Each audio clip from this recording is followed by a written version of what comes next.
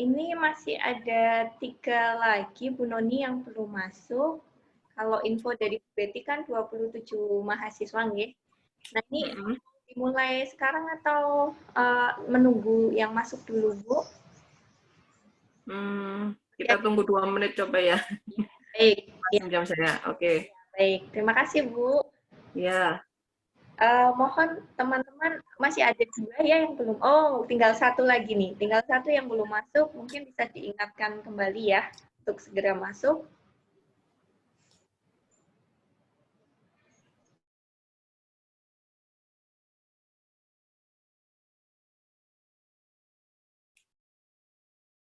Ya, ini sudah masuk Bu. Kita mulai saja nggak Bu? Sip. Ya, baik. Saya mulai saja. Assalamualaikum warahmatullahi wabarakatuh. Selamat siang Bu Noni, selamat siang teman-teman sekalian. Untuk siang ini kita bertemu di jam 12 untuk acara atau kegiatan PKPA PBF. Untuk hari ini narasumbernya adalah Bu Noni. Nah ini sudah adik-adik pernah bertemu ya Bu untuk kayaknya di pertemuan kedua nih dengan Bu Betty. Ya, ini pertemuan kedua.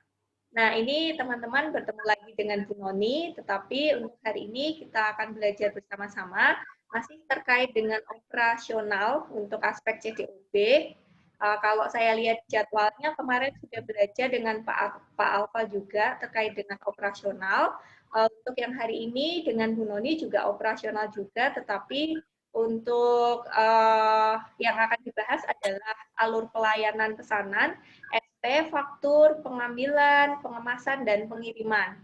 Nah, nanti silahkan teman-teman ada sesi di mana yang awalnya adalah penyampaian materi dari Bu Noni. Mohon diperhatikan, mohon dipahami, dan jika nanti ada pertanyaan bisa disampaikan di sesi diskusi. Nah, untuk sesi diskusi kami juga akan mencatat untuk mahasiswa-mahasiswa yang aktif bertanya selama proses PKPA PBF ini sehingga bisa menjadi nilai tambah untuk teman-teman pada nilai PKPA PBF. Begitu ya. Ya, baik. Mungkin langsung saja Bu Noni untuk saya persilahkan bisa menyampaikan materi pada hari ini. Saya izin share screen juga nggih Bu. Monggo Bu. Ya, terima kasih Bu Hening. Ya, ini sudah terlihat nih Bu. Oke, sudah terlihat. Bismillahirrahmanirrahim. Saya mulai ya. Assalamualaikum warahmatullahi wabarakatuh. Pada siang hari ini kita belajar untuk bab CDOB operasional. Sebelumnya saya minta maaf ya, jamnya maju. Ini karena saya ada jadwal Jimit juga, jam 2 tepat nanti bersama dengan QA saya di kantor pusat. Jadi saya majuin supaya nanti bisa pas alokasi waktunya buat teman-teman 2 jam itu dapat gitu ya. Kita mulai Bu. Next.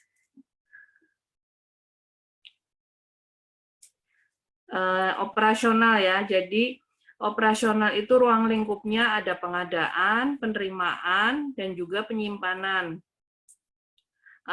Lanjut dari penyimpanan itu ada penyaluran, ada juga retur, recall, atau pemusnahan. Nah, yang akan saya sampaikan di sini bukan dari pengadaan, yang pengadaan kemarin sudah dari Pak Alfa ya, pengadaan, penerimaan, penyimpanan mestinya di Pak Alfa, yang saya sampaikan di sini di penyaluran atau pengiriman.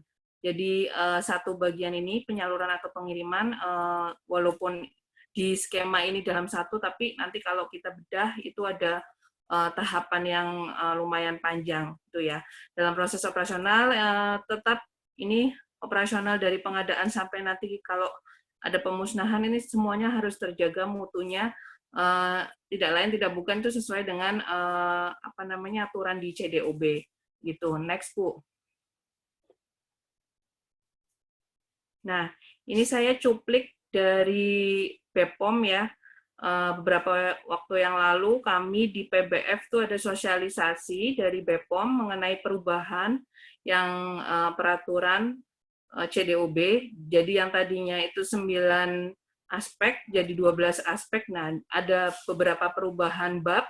Nah, termasuk di dalamnya di sini perubahan bab yang operasional. Operasional juga ada perubahan. Nah, di sini di aturan CDOB yang 2020 yang membuat aspek itu jadi ada 12. Untuk bab operasional, ini ada perubahan yang sebelumnya di 2019 itu tercantum proses pemusnahan obat dan atau bahan obat termasuk pelaporannya harus dilaksanakan sesuai dengan peraturan perundang-undangan. Itu di 2019. Kemudian ini di 2020 ada perubahan. Perubahannya itu bisa dibaca sama teman-teman di situ ya. Ada pemusnahan menggunakan jasa pihak ketiga harus disaksikan dan dilakukan sesuai ketentuan di bidang lingkungan hidup. Ya, kemudian ada yang bawahnya lagi jumlah dan intensitas obat dan bahan obat yang akan dimusnahkan harus sesuai waktu penyaksian di pemusnahan sampai selesai. Ada juga pre-destroy. Pre-destroy itu merubah bentuk sediaan, jadi menghilangkan identitas produknya. Nah, hasil dari pre-destroy itu nanti tidak ada informasi lagi bahan nggak diketahui oleh pihak yang memusnahkan. Ya, jadi identitasnya udah dibuang. Pre-destroy itu dilakukan di levelnya, maksudnya di PBF-nya ya. Kemudian pelaksanaan pre-destroy mempertimbangkan aspek keamanan lingkungan dan personel. Kemudian proses pemusnahan obat dan atau bahan obat termasuk pelaporannya harus dilakukan sesuai dengan ketentuan peraturan perundang-undangan. Ya, inti dari perubahan bab ini diperjelas dari yang sebelumnya itu proses pemusnahan itu hanya secara garis besar. Nah, di 2020 itu lebih didetail lagi. Detail lagi dalam hal ini berarti melihat aspek dari bidang lingkungan hidup, kemudian ada dijelaskan juga pihak ketiga karena di 2019 itu belum ada yang mengatur di CDOB untuk proses pemusnahan itu dengan pihak ketiga seperti itu. Kemudian perubahan yang nyata lagi di pre-destroy. Jadi sebelumnya sama sekali tidak diatur, di 2020 itu diatur. Jadi supaya pihak ketiga nanti yang melakukan pemusnahan itu tidak mengetahui produk yang dimusnahkan itu apa. Seperti itu. Untuk tujuannya sih supaya pihak ketiga itu lebih fokus untuk proses pemusnahannya, jangan sampai mungkin ada pihak-pihak oknum-oknum yang memanfaatkan mestinya barangnya dimusnahkan tapi nggak sampai habis dimusnahkan, bisa diambil gitu ya dari tujuannya pre-destroy itu seperti itu.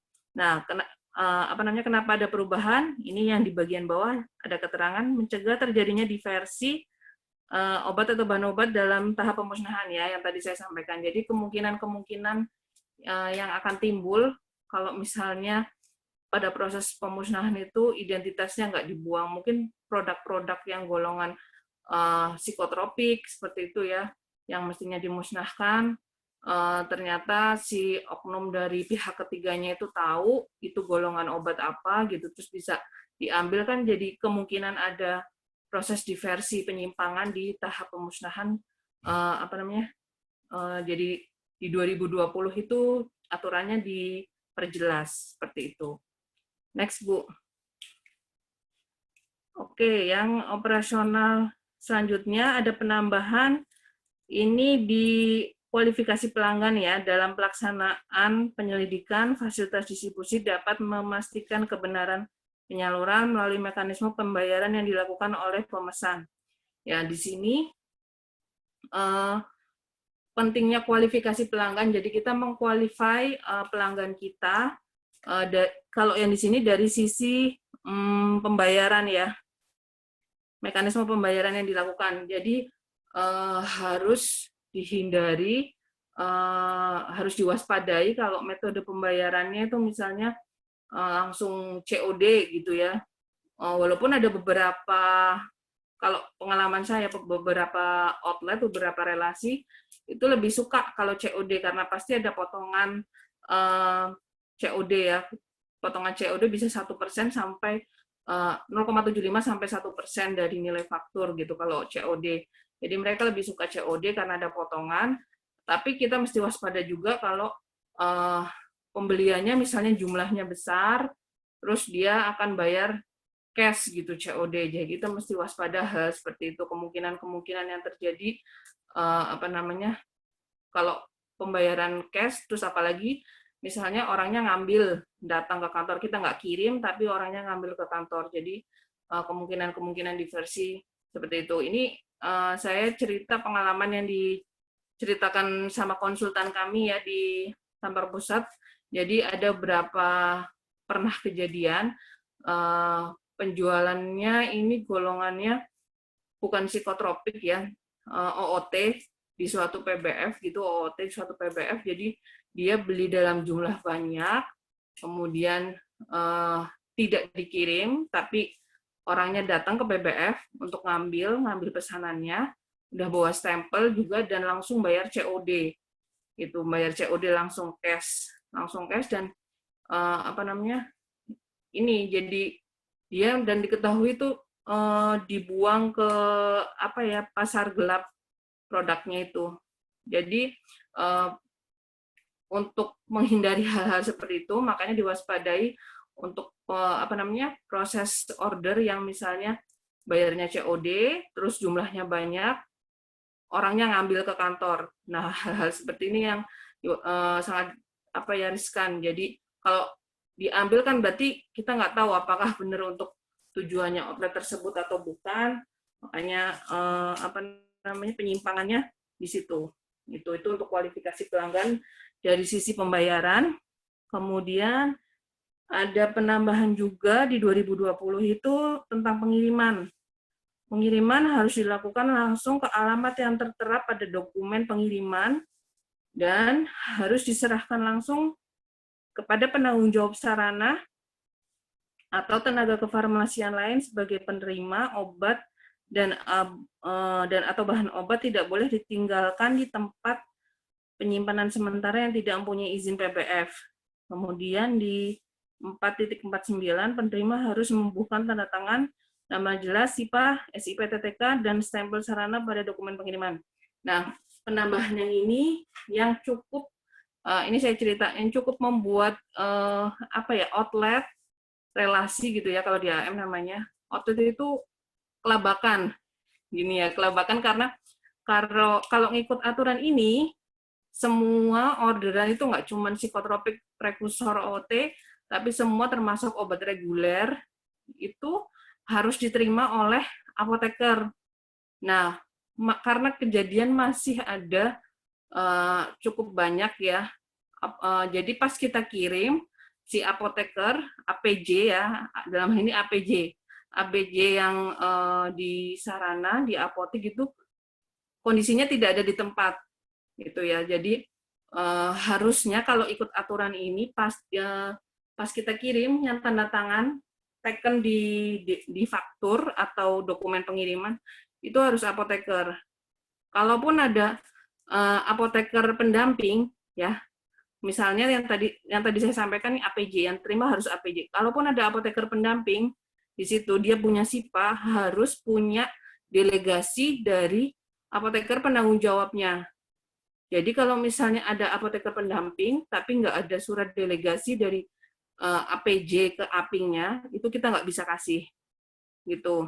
Jadi wajib yang nerima itu APJ atau yang diberi delegasi. TTK boleh, ya, asisten apoteker boleh nerima. Yang penting harus ada delegasi. Itu kalau nggak ada delegasi, walaupun dia apoteker ya, apoteker mendamping itu nggak bisa terima kalau ikut aturan ini. Nah, di bulan September kemarin kita ada pertemuan dengan Lokapom, jadi share gitu terhadap aturan-aturan yang baru ini, yang cukup membuat teman-teman PBF juga ini ya, kalau ngikut aturan gitu kita susah dong ketemu kalau misalnya, karena beberapa kali pas kirim, ekspedisi atau kurir yang kirim itu nggak nemu apotekernya. Ya, si Loka kan hanya kepanjangan dari badan ya, jadi menyampaikan ya aturannya memang seperti ini, kita mesti ikut aturannya, seperti itu. Dan dari, kebetulan ada juga dari IAI, Bu Leoni, gitu, jadi menyampaikan, cukup kaget juga dengar aturannya yang seperti itu, dan Bu Leoni akan menyampaikan sosialisasi ke teman-teman apoteker yang di komunitas ya, yang di apotek, untuk memastikan bahwa pastinya sih kalau misalnya tiap apotek mungkin pasti ada TTK-nya ya, cuman kan delegasinya itu yang belum dibuat gitu. Jadi delegasinya harus dalam bentuk tertulis, nggak bisa saya yang diberikan delegasi tapi nggak ada buktinya, itu nggak bisa. Jadi harus ditunjukkan bukti bahwa dibuatkan surat delegasi penerimaan produk gitu. Jadi kalau sudah ada itu, yang terima bisa TTK atau APING gitu ya. Tapi kalau untuk surat pesanan itu nggak bisa delegasikan. Tanda tangan surat pesanan itu harus wajib apoteker penanggung jawab. Nggak bisa didelegasikan ke APING ataupun TTK. Itu yang bisa didelegasikan jadi proses penerimaan produknya. Kalau proses ordernya dan tanda tangan di surat pesanan itu wajib oleh apoteker penanggung jawab. Begitu. Ini lagi-lagi penambahan ini ya untuk tujuan mencegah terjadinya diversi ya. Jadi benar-benar memang fungsinya apoteker penanggung jawab di situ, perannya benar-benar harus kuat gitu. Jadi jangan sampai yang harusnya perannya itu ada di APJ tapi kita serta-merta berikan kepada TTK atau malah orang yang tidak ada pendidikan di bidang kefarmasian, misalnya yang jaga apotek biasa, nggak punya pendidikan TTK ataupun apoteker, malah terima barang seenaknya gitu, karena yang diterima itu produk obat dan yang mengerti handle-nya secara pasti ya yang sudah belajar tentang kefarmasian. Seperti itu. Next, Bu. Oke, ini penambahan yang selanjutnya pada proses penerimaan pesanan. Ya, pada proses penerimaan pesanan di sini penanggung jawab harus memastikan. Jadi proses verifikasi ini ya, verifikasi pemesannya itu terdaftar sebagai pelanggan atau anggota yang terverifikasi dalam sistem aplikasi. Kebenaran dan keabsahan surat pesanan meliputi, nah ini apa saja yang mesti diverifikasi dalam surat pesanannya. Ada nama, alamat, penanggung jawab, sarana pemesan, kemudian nama, bentuk kekuatan.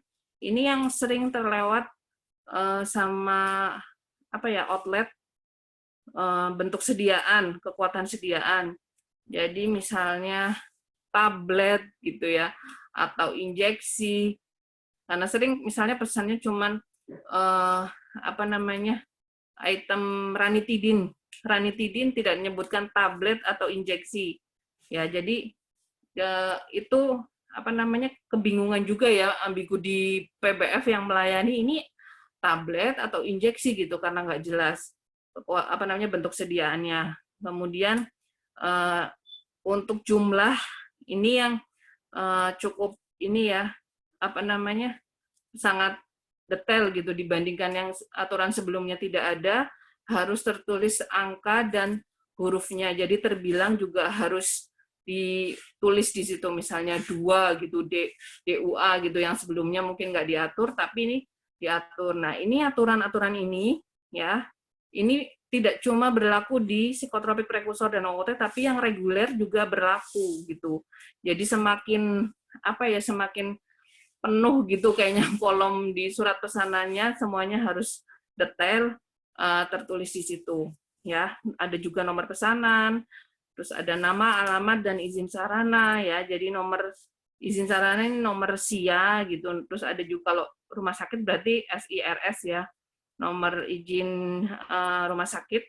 Kemudian nomor SIPA, nomor SIP-TTK. Oke, yang SIP-TTK ini yang suka ambigu ya. Jadi bukan berarti apotek itu bisa pesan yang tanda tangan SIP-TTK, si TTK. Ini berlaku untuk yang TO ya. Jadi bukan apotek yang terus ordernya itu yang order asisten apoteker yang tanda tangan ini di persyaratannya SIP-TTK bisa order gitu. Bukan. Jadi ini berlakunya untuk TO ya. TO kan penanggung jawabnya asisten apoteker gitu. Jadi kalau apotek tetap harus SIPA ya. Apoteker penanggung jawab, bukan TTK gitu. Kemudian untuk kewajaran pesanan, di sini kewajaran itu ruang lingkupnya apa saja? ada jumlah, frekuensi, ada jenis, terus ada lokasi sarana. Jadi kalau kayak kami di AAM, kita ada kualifikasi pelanggan ya. Jadi kualifikasi pelanggan ini di luar ruang lingkup pembayaran yang tadi saya sampaikan. Jadi kualifikasi pelanggan ini murni, pure memang sisi dari kewajaran jumlah yang dipesan, kemudian frekuensi ordernya, kemudian ada apa namanya, misalnya di situ ada dokter praktek atau enggak, kemudian ada jumlah resep yang masuk berapa, gitu. Kita kalau di AM ada semacam itu. Jadi benar-benar di luar masalah pembayaran. Ini kalau kualifikasi pelanggan versinya yang kami AM memverifikasi dalam hal itu. Gunanya apa? Untuk memastikan bahwa oh memang yang dipesan jumlahnya banyak karena memang misalnya resep yang masuk banyak seperti itu, atau memang dia ada dokter praktek seperti itu. Jadi apa namanya, kita bisa melihat kewajarannya dari sisi itu, dan itu dalam bukti kualifikasi pelanggan itu dalam bukti tertulis kita ada dokumentasi yang ditandatangani oleh pihak outlet atau relasi gitu. Jadi pernyataan-pernyataan yang dituliskan dalam form kualifikasi pelanggan itu memang valid diketahui juga oleh si relasi gitu. Nah, kecurigaan harus dilakukan konfirmasi kepada penanggung jawab sarana pemesan atau didokumentasikan. Oke, kalau poin yang ini, kalau di kami di AAM dokumentasinya cukup sulit ya. Biasanya sih saya kalau misalnya ada order yang lumayan besar gitu, saya konfirmasi by WA, saya WA APJ-nya, mengkonfirmasi saja, mengkonfirmasi jumlahnya sekian betul ya pesannya, tanggal SP-nya tanggal 5 November misalnya. Nanti konfirmasi dari sana oke, biasanya saya screenshot, saya print gitu ya, saya screenshot, saya print, terus saya lampirkan di dokumen ininya, dokumen fakturnya pada saat nanti pengarsipan. Jadi pada saat sudah selesai proses transaksi, sudah sampai terkirim, kan dokumennya masuk ke pengarsipan. Ada surat pesanan, juga ada konfirmasi saya dari situ. Kemudian ada juga konfirmasi yang nggak ngelihat dari jumlahnya, tapi konfirmasi misalnya kita curiga sama tanda tangannya, ya tanda tangan. Jadi verifikasi yang tadi di atas sudah semuanya udah oke, giliran di bawah itu kita nggak yakin sama tanda tangannya itu punya apotekernya, penanggung jawabnya atau bukan. Misalnya kita cocokin sama spesimen ya, spesimen. Jadi kita punya contoh tanda tangan apoteker semua outlet yang kita layani, kita cocokin. Kok nggak ini ya garisnya, misalnya kita nggak yakin. Kalau sudah terbiasa biasanya akan oh ini nggak sama nih, nggak apa namanya, tanda tangannya nggak sama dengan percontohnya, kita konfirmasi. Dan saya nemukan apa namanya, hal seperti ini tuh lumayan apa ya, lumayan sering terjadi gitu. Jadi tanda tangannya dipalsu sama pihak entah itu APING, entah itu TTK gitu ya, atau mungkin malah ada juga yang apotekernya oh itu dengan sepengetahuan saya kok, kayak gitu ya. Jadi apotekernya membolehkan untuk dipalsu begitu tanda tangannya oleh TTK atau APING lain itu. Jadi dan memang kejadian seperti itu. Jadi saya sampaikan ke apotekernya, saya tanya, mohon maaf Pak atau Bu, ini saya dari AM, saya mau konfirmasi, saya terima surat pesanan ini dengan tanda tangan seperti ini, saya fotokan antara surat pesanan saya dampingkan sebelahan gitu sama spesimen yang saya punya itu. Nah saya bandingkan, saya tanya tanda tangannya nggak mirip, saya bilang seperti itu, dan mereka mengakui iya itu saya sudah mengizinkan ditandatangani oleh TTK saya, seperti itu ngomong itu. Nah sampaikan saja, memang aturannya harus apoteker penanggung jawab, kita sebagai APJ di PPF berhak untuk menolak ya. Jadi ditolak dengan alasan mohon maaf, misalnya kita sampaikan gini ya, mohon maaf ini saya tidak bisa terima karena aturannya kan memang harus apoteker penanggung jawab yang menandatangani, mohon bisa diganti dengan yang asli tanda tangan dari Bapak atau Ibu seperti itu. Dan kita sampaikan begitu, mereka mau kok, mau ganti. Jadi surat pesanannya diganti, dan kalau sudah datang gitu yang penggantinya ya yang baru, itu baru kita layanin gitu. Nah, hal-hal seperti ini yang kita mesti di dalam diri kita mesti berani ya. Jangan sampai malah karena kita demi kepentingan outlet atau relasi gitu, mereka butuh barangnya, tapi ternyata nggak sesuai aturan, malah nanti kita yang kena kalau misalnya ada pemeriksaan seperti itu. Kita mesti jaga diri sendiri gitu ya. Jangan sampai nanti pas pemeriksaan karena kita tahu sebenarnya ini nggak mirip tapi kita loloskan aja gitu. Kita mesti aware dengan bidang yang kita tekuni itu. Jadi sampaikan aja sama apotekernya outlet itu bahwa misalnya tanda tangannya nggak sesuai, minta diganti, dan mereka akan mengganti itu. Gitu. Next, Bu. Oke, ini saya tunjukkan contohnya ya. Ini yang kuning itu contoh dokumen DO-POM, jadi dokumen pengiriman kita yang sudah balik dari proses pengiriman. Ya, jadi ini bukan faktur penjualan. Kalau faktur penjualan, kebetulan saya nggak bisa contohkan, tapi informasinya beda. Kalau faktur penjualan itu nanti ada value. Kalau ini nggak ada value, jadi ini yang ada di arsip kami, di arsip di gudang kami, untuk dokumentasi proses transaksi pengeluaran barang kami. Ya, ini untuk apotek Puji Pharma. Yang mau saya tunjukkan di sini, informasi apa sih yang mesti ada di dokumen pengeluaran. Ya, jadi di dokumen pengeluaran kalau ada pemeriksaan dari POM, itu syaratnya harus ada outletnya. Jadi kita mengeluarkan barang kemana. Dalam hal ini berarti Puji Pharma. Ya, kemudian itemnya apa yang keluar. Ini ada nama produk, nama barang ya, dari nomor 1 sampai nomor 4. Kemudian kuantitinya berapa. Ya, kemudian ada UOM satuan. Ya, kemudian ada nomor batch, ada ED, dan ada locator. Locator itu tempat penyimpanan kami di gudang. Ya, jadi ada rak-rak tempat buat nyimpen gitu. Besok kalau kita tour daring, nanti saya tunjukkan locator penyimpanan saya ya gitu. Terus apalagi ada tanggal transaksi. Ini tanggal transaksinya tanggal 17 Juni ya. Kemudian di bagian bawah itu nanti ada diterima oleh siapa,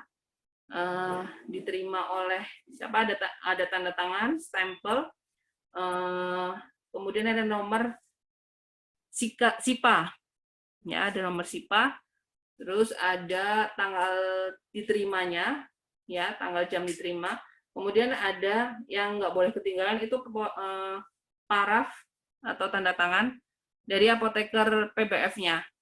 Ini di sebelah kiri, pojok kiri bawah ya, ada paraf saya di situ. Jadi setiap dokumentasi pengeluaran barang, itu minimal ada yang saya sebutkan tadi di atas. Semuanya itu harus lengkap. Seperti itu. Next, Bu. Nah, ini contoh untuk kalau barangnya kosong. Ya, jadi kalau misalnya barangnya yang dipesan itu kosong, habis, nggak kebagian gitu ya, by system kita, secara sistem kita udah otomatis keluar semacam kayak surat penolakan pesanan ya. Bisa dipakai bahwa informasinya untuk item yang Norfast itu berarti barangnya kosong, karena sistem kami sudah mengakomodir kalau misalnya pada saat diketik ternyata stok di gudang itu kosong, akan keluar bentuk surat konfirmasi order untuk bisa menunjukkan bahwa memang pesan itu di bawah, Bu, ada surat pesanannya. Next, Bu. Nah, ini surat pesanannya. Di surat pesanannya ada Norfast ya.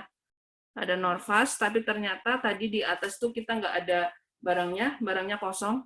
Jadi yang keluar tadi, yang surat konfirmasi order.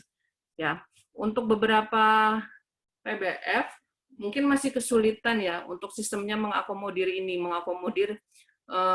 surat penolakan pesanan. Tapi ini cukup concern juga dari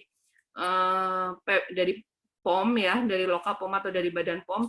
Jadi kalau mereka lagi ngecek ngecek arsip pengeluaran kita, mereka akan ngecek item yang dipesan berapa, yang keluar berapa, kok nggak matching misalnya ya, ada yang kurang gitu, misalnya dari surat pesanannya 5 item, ternyata di faktur cuma 3 item atau 4 item, 1 itemnya kemana, seperti itu kan. Nah, buktinya dengan surat konfirmasi. Mungkin ada beberapa PBF yang belum bisa mengakomodir itu ya dibuat manual gitu. Jadi dibuat surat penolakan manual, diserahkan kepada outletnya untuk menginformasikan bahwa dari 5 item yang dipesan, item yang 1 itu misalnya kosong gitu. Jadi untuk informasi bahwa barangnya kosong yang ada di gudang, jadi tidak bisa dilayani. Begitu. Next, Bu. Oke, tadi kita bahas dari sisi POM, ini kita bahas secara keseluruhan garis besarnya ya. Jadi proses pengambilan ini dilakukan tepat sesuai dokumen yang tersedia untuk memastikan obat yang diambil benar. Ya, tadi kayak yang saya tunjukkan di atas itu ada nama barang, kemudian ada locator, ada jumlah, ada batch number, itu kita pas lagi proses ngambil ngikutin informasi itu gitu. Jadi pas ngambil ikutin informasi itu, terus nanti sebelum dikirim kita ada proses cek ya, checker. Jadi ada pada saat pengambilan itu kita prosesnya namanya pick. Kalau pada saat ngemas itu ngecek sebelum dikirim itu namanya checker ya. Jadi dicek dengan orang yang berbeda. Jadi cross check ya. Jadi kalau dicek sama orang sendiri, sama yang tadi ngambil, akan sangat besar kemungkinan nggak dicek karena dia yakin dengan barang yang dia ambil sendiri. Gitu. Terus proses pengemasan ini harus dapat menghindari kerusakan, kontaminasi, dan pencurian. Jadi gimana packingnya supaya barangnya nggak rusak dan menjaga mutu produknya ya. Kemudian kemasan harus memadai untuk mempertahankan kondisi penyimpanan obat selama transportasi. Kontainer obat yang akan dikirim harus disegel ya. Jadi kalaupun dia nggak pakai kontainer, misalnya pakai plastik ya, pakai plastik pun kami di AM pakainya kita seal, plastiknya kita seal. Jadi memastikan produknya itu keluar dalam kondisi tersil kalau di plastik, kalau di karton lakbannya kita pakai lakban ada segelnya AM. Jadi memastikan bahwa kondisinya sudah dicek sama pihak kami PBF sudah oke ya. Kami memastikan bahwa produk yang keluar itu tidak mungkin ada rusak, ada pecah, ada rembes, seperti itu dipastikan oke. Jadi kalau misalnya selama perjalanan, selama transportasi, terus diterima di outlet, di relasi, ternyata ada yang pecah, ada yang sobek gitu. Itu pasti karena proses pengiriman, ya, karena proses pengiriman, dan relasi atau outlet berhak untuk komplain, dibuatkan berita acara, ya tentu saja di hadapan pengirimnya, nanti masuk ke kami AM, dan kalau kejadian seperti itu nanti menjadi beban dari si pengirim ekspedisi, mau itu vendornya AM ataupun pengirim yang orang internalnya AM. Begitu. Next, Bu. Oke, ini saya ada sedikit kayak skema ya, alur outbound proses. Alur outbound, jadi awal mula ini ada input order lewat CSO. CSO itu Customer Service Officer, ya. Kemudian ada juga lewat salesman, SLM itu salesman, lewat PDA, Personal Data Assistant. Jadi order yang masuk itu bisa 2 lewat si CSO, by telepon atau by WA ke kantor, jadi diinput di komputer oleh CSO, atau lewat salesman, lewat mereka input di PDA mereka.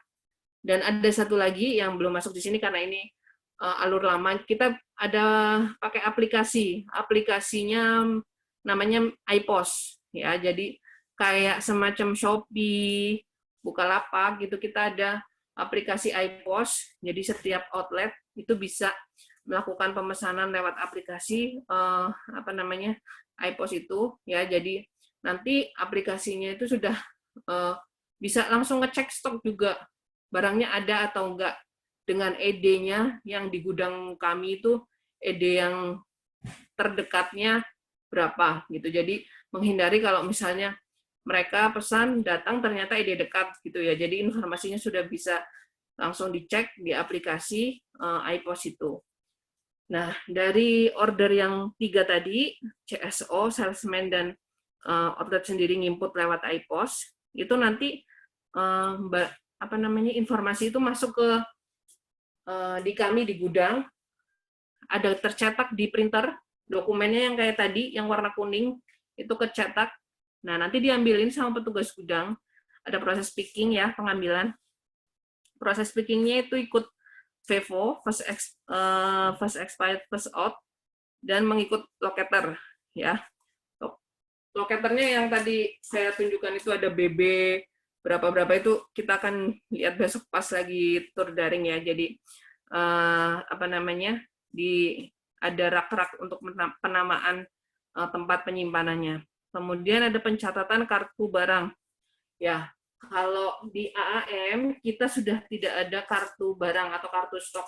Kartu stok kami itu pakainya by system ya, computerized. Jadi sudah tidak ada manualnya lagi yang kartu stok, baik itu produk reguler atau yang psikotropik prekursor kita sudah tidak pakai karena kita sudah meninggalkan kartu stok manual itu kurang lebih 5 tahun ya. Jadi 5 tahun yang lalu kita sudah nggak pakai itu karena sistem kita sudah bisa melakukan itu secara otomatis karena kita sudah pakai barcode dan juga sudah otomatis. Jadi hasil konsultasi kami dengan orang POM ya, mereka mengizinkan untuk itu karena sistem, karena yang penting dari kartu stok by computerized itu kita bisa ada backup ya. Ditanya backupnya berapa lama untuk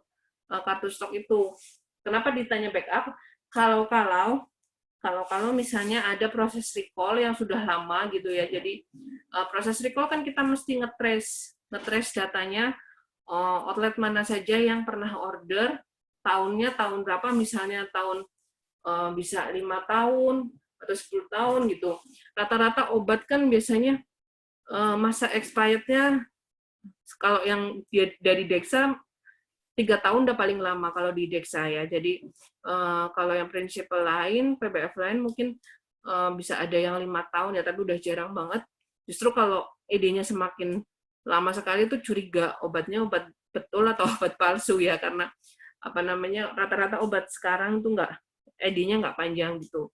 Nah, tadi untuk backup itu kalau pada saat recall, sehingga kita bisa ngetrace outletnya itu yang order 3 tahun yang lalu gitu ya. Kalau recall kan rata-rata memang produknya masih beredar dan ternyata ada ditemukan misalnya ketidaksesuaian gitu dan baru diketahui. Jadi ya 3 tahun sampai 5 tahun gitu ya. Kalau di AM backupnya sejauh ini dari saya masuk ya, jadi yang komputer kartu stoknya itu berubah by system itu sudah 5 tahun. Itu kita masih bisa tarik data gitu. Nanti nggak tahu berapa lama, saya rasa sih 10 tahun masih sanggup ya kalau kita, karena space-nya masih cukup banyak gitu ya kalau untuk penyimpanan data stok ini, transaksi itu. Kemudian setelah tadi pencatatan kartu barang, fungsinya pencatatan kartu barang itu untuk nyatet keluarnya kemana aja. Misalnya produk amlodipin. Amlodipin itu pada tanggal sekarang 11 November ya, 11 November ada keluar ke apotik, misalnya apotik Omnia, terus apotik Karya Sehat, terus Jayanti, terus mana lagi. Jadi di kartu stoknya itu udah otomatis akan cetak akan muncul pengeluaran pada tanggal 11 November amlodipin ke outlet mana dengan jumlah berapa dan batch number berapa. Di kartu stok sistem kita sudah seperti itu ya. Jadi kartu stok ini bisa ditarik kapanpun juga ya, kapanpun juga dibutuhkan bisa ditarik dan nggak dicetak hanya jika diperlukan saja. Itu kalau nggak diperlukan nggak usah juga nyetakin karena jumlahnya pasti banyak sekali ya. Itu jadi lebih hemat karena nggak perlu cetak kartu stok dan lebih efisien penyimpanannya, pasti pencatatannya pasti lebih valid, pengurangannya kalau yang dulu kartu stok manual kan bisa jadi human error ya, jumlahin barang masuk kemudian ngurangin per outletnya salah gitu, jadi nggak match antara fisiknya di rak dengan yang di sistem jumlahnya berapa, itu nggak matching. Itu jadi kalau pencatatan sudah computerized sangat-sangat membantu itu. Kemudian checker plus packer ya, proses checking dan packing ini yang mesti dilakukan pengecekan itu ada itemnya, batch-nya dan quantity, kemudian pick slip dan invoice. Jadi kalau dulu masih ada pick slip dan invoice, sekarang enggak, jadi pakainya yang lembar kuning tadi ya, yang DOPOM. Kemudian ini layanan pengantaran, jadi area pengantarannya dibagi ke mana aja sesuai dengan yang kirim. Kemudian sealing kantong plastik dan segel karton. Nah, ini yang tadi saya sampaikan ya. Jadi kita keluar pasti semua plastik di seal dan juga kartonnya di lakban. Lakbannya pasti lakban AM untuk kepastian bahwa memang keluar dari kami legal ya, syah gitu, jadi sudah melakukan pengecekan oleh checker kami. Kemudian checker kagut ekspedisi driver melakukan serah terima ya, jadi serah terima. Jadi di dalam gudang itu kita ada kagut dan checkernya itu menyerahkan produknya ke kurir atau pengirim ya, jadi ada serah terimanya. Serah terimanya itu dokumen pengiriman. Ini karena versinya AM ya, ada pick slip, ada invoice. Jadi pokoknya dokumen pengiriman yang disertakan dengan barangnya. Itu jadi diserahkan ke pengirim ya, dari dalam gudang ke keluar, karena posisinya pengirim itu nggak boleh di dalam gudang. Jadi dia di lokasinya jadi luar gudang, ada loket, semacam loket gitu. Jadi kita ngeluarin barang, mereka nerima di luar. Kemudian ada proses di admin logistik ya. Dia ada kelengkapan dokumen pengiriman, invoice, cetak DS, ini versinya AM ya. Jadi kalau admin logistik di sini pastikan bahwa setiap barang yang keluar yang sudah diserahkan kepada ekspedisi itu dokumennya sudah lengkap belum, sudah siap kirim belum. Jadi selain dokumen pengiriman, dalam hal ini bisa faktur penjualan, invoice, atau apapun namanya. Ada juga beberapa misalnya modern market ya, karena kita juga ngelayanin modern market, misalnya kayak Rita, Moro gitu, Alfamart, itu biasanya mereka kan order ke kita baik lewat PO ya, ada PO-nya. Nah, pada saat kirim itu PO-nya mesti dilampirkan buat bukti bahwa barang yang kita kirim sesuai dengan orderan mereka, untuk masukin ke sistem mereka juga, sistemnya si modernnya ya, dari PO yang mereka berikan gitu.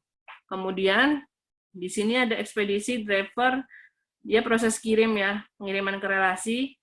Di sini ada pencatatan kilometer, jam terima, dan suhu. Nah, kalau untuk yang produk-produk suhu dingin, ini wajib suhunya dicatat. Jadi pada saat kirim, kalau suhu dingin kita akan bawakan termometer penghantaran ya, THP, termometer penghantaran, untuk pada saat terima nanti relasi harus ngecek suhunya berapa, apakah masuk range 2-8 atau di atas itu. Kalau di atas itu relasi berhak untuk menolak dan juga komplain, bikin berita acara bahwa produknya suhu dingin itu di luar range 2-8 gitu. Next, Bu. Oke, ini proses picking tadi udah saya sampaikan ya. Penyiapan barang dilakukan oleh picker atau petugas gudang sesuai pick slip-nya, pick slip atau dokumen pick ya. Jadi ada sistem locator, tadi ada batch, quantity, dan ada nama relasi. Ini pemotongan di kartu barang. Ini bagi beberapa PBF yang masih ada kartu barang, di situ ada tanggal, nama relasi, nomor SO, SO itu sales order, quantity, nomor batch, dan ada paraf yang menunjukkan bahwa untuk transaksi ke relasi ke outlet tersebut diambil oleh siapa, itu parafnya di situ. Nah, khusus untuk psikotropika, SP asli diverifikasi dulu oleh APJ atau APJ ini.